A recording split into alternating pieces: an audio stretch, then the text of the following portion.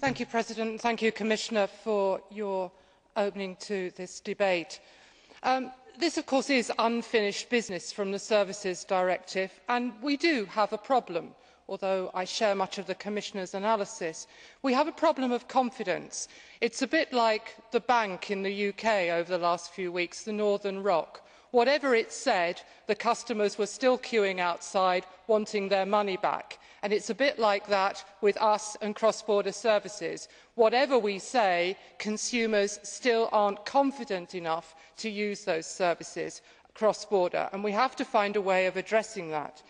Those of us in this House that sat on the inquiry into the demise of Equitable Life also saw only too clearly that there is this problem of confidence.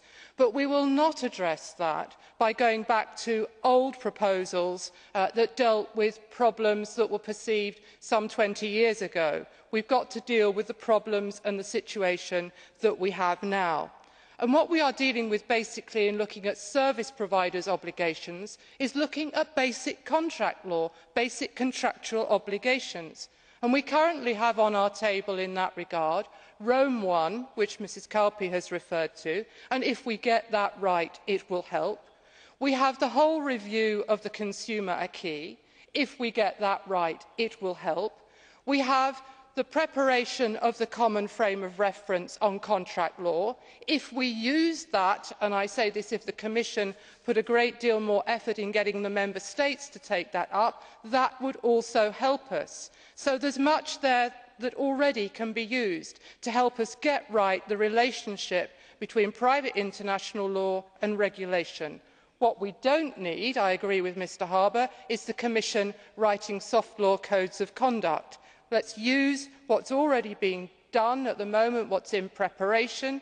We can keep a weather eye as to whether or not we do need yet another horizontal instrument, but at this stage I really doubt it. But what we do also need to address is the possibility of giving our consumers the right to cross-border access to justice where they can act together as a group. It would be a balancing of arms against providers, and it would therefore open up the lack at the moment that there is of cross-border access to justice, and which we saw all too clearly with Equitable Life.